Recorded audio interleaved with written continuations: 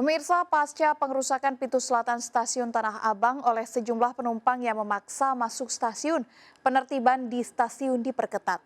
Berbagai upaya mulai dari penutupan pintu selatan, pembagian 4 zona antrian, hingga penempatan petugas gabungan terbukti efektif untuk menertibkan penumpang agar mematuhi protokol kesehatan.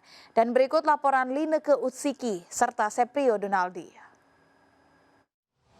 Pemirsa, pada hari kedua penerapan sistem satu pintu atau akses tunggal di stasiun kereta api Tanah Abang, situasi terpantau kondusif.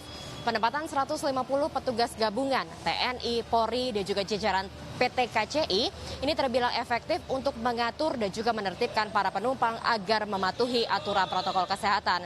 Karena demikian, tadi pada saat jam pulang kantor sekitar pukul 4 sore hingga dengan 7 malam yang menjadi titik puncak keramaian ataupun kepadatan.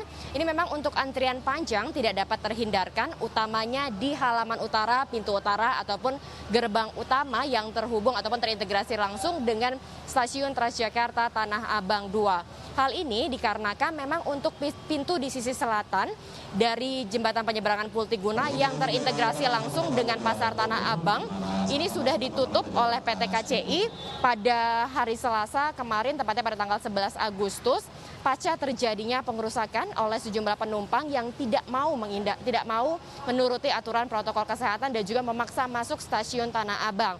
Ini artinya bahwa penumpang yang menggunakan jasa kereta komuter lain setiap hari Senin hingga dengan Jumat mulai pukul 2 siang hanya dapat mengakses stasiun Tanah Abang hanya di pintu utara saja. Tadi kami lihat memang PT KCI juga membagi antrian ke dalam 4 zona mulai dari halaman utama, kemudian ketika menaiki eskalator di jembatan penyeberangan orang dan juga di peron, dan setiap gelombang ataupun setiap zonanya ini kurang lebih tadi diisi oleh sekitar 30 penumpang. Tidak hanya itu saja, bahkan sistem buka tutup juga diberlakukan ini untuk mengatur jaga jarak karena memang PT KCI hingga dengan saat ini masih membatasi jumlah penumpang di dalam gerbong, yakni masing-masing gerbongnya hanya dapat diisi oleh maksimal 74 orang saja. Kalau kita mengacu pada kejadian yang terjadi pada Senin silam saat pengerusakan pintu di sisi selatan, ini menunjukkan bahwa kesadaran penumpang untuk mematuhi aturan protokol kesehatan ini belum 100%.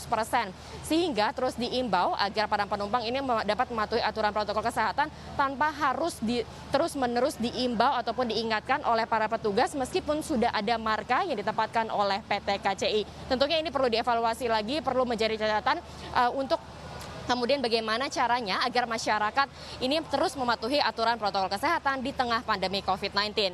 Dari Jakarta, Lineke Utsiki, Seprio Donaldi, Yulia Lorena, iNews melaporkan.